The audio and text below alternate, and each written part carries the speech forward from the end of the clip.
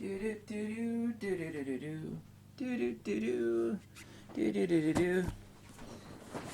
I love testing out new lenses. There is a added ED lens in this because this lens existed before because they're calling it the Classic now. Well, it was actually the earlier one was called the Classic also, but this one now is available in MC or SC, which stands for multi-coat or single coat. The distinction of which at f1.4 to f2, there is a shift in the actual rendering of the image where the single coat looks more like an old film image. It's subtle, but it's definitely nuanced. It's actually quite distinguishable.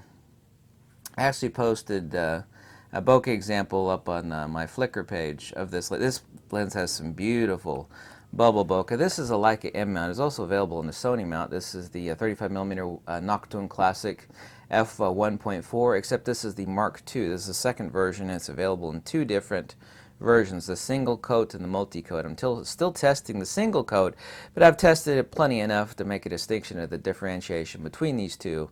And multi-coat is referring to the actual anti-reflective coating, not only of the front element, but of all the elements, including the back element. The single coating on the lenses is just exactly how they did it back. Of course, back in the day, I've actually got a lot of lenses that are not even coated at all. People don't realize that if you got a low element count lens, like 10 elements or less, it's not really an issue in inner element bounce. I mean, you got a serious issue with flare, but I mean, like all the Russian lenses are not coated at all. So you use a lens hood on the damn things. No big deal. What a compact lens. By the way, I don't know if you've ever owned a Voigtlander. There's been like thousands and thousands and thousands of people. By the way, and I have no connection to this website, by the way. I get all my stuff from a really cool guy who's actually the official importer of Voigtlander lenses as CameraQuest. He's got shop.cameraquest.com. He's the actual official importer of Voigtlander lenses in the United States. He's located out on the West Coast.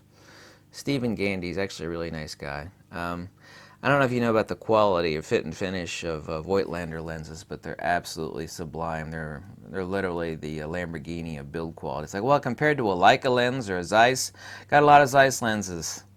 Even a hair better than Zeiss. Very close.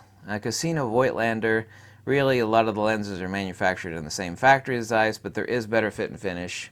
Very close. But people that own both Voigtlander and Zeiss will actually tell you these are made better, especially the focusing.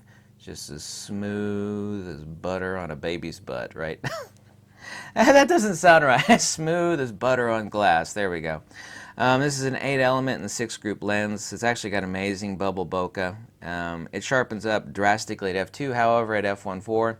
It's plenty sharp enough. There are a lot of image samples of the old one, which is on sale for $529 on CameraQuest or shop.cameraquest.com.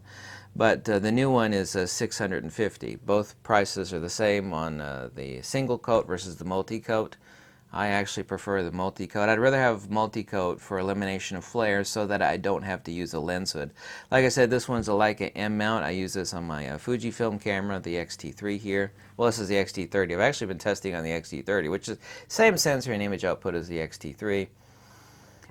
You can actually get adapters there, but those are high-end, super expensive adapters. I'd actually recommend the K&F adapters that are sold on K&F. Kent Faith is it, but you can just type in K&F lens adapters and you can find it. And of course you would want a Leica M to Fuji X adapter. I think they're $24. Adapters are just nothing other than adapters. The actual plain grind on the front and the back is actually just as good as the super expensive one, so it's not going to be more consistent on a super expensive adapter than it is on the K&F adapters.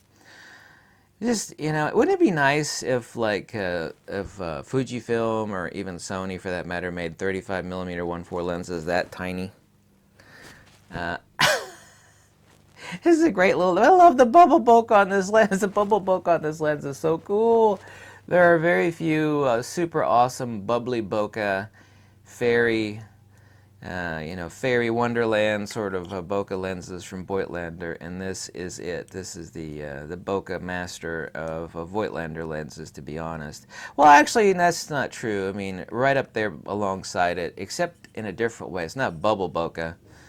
is the Voigtlander 38mm f1.4 Nokton. I got 3 of those lenses. Have I got 3? I think I got 4. No, I got 4 of those lenses. How the hell did I end up with 4?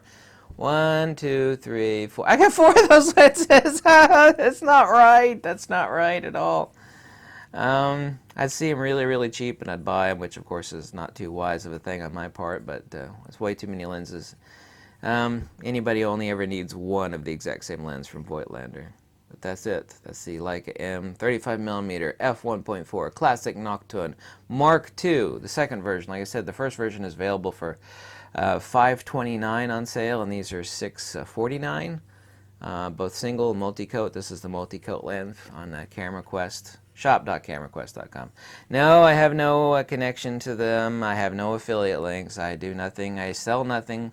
So, you know, if I got one redeeming factor is that I'm not trying to shaft anybody and post affiliate links and sell stuff, because I've never posted an affiliate link. So, anyway, that is the review of this. Like I said, I posted an image example, but I recommend you go into the Flickr page for this lens, and you can see, you know, just don't take my images, my crummy, boring images of the yard and whatnot and stuff with this lens. Go to Flickr's website for this lens. Just type in this lens, and then at the end of it, type in Flickr.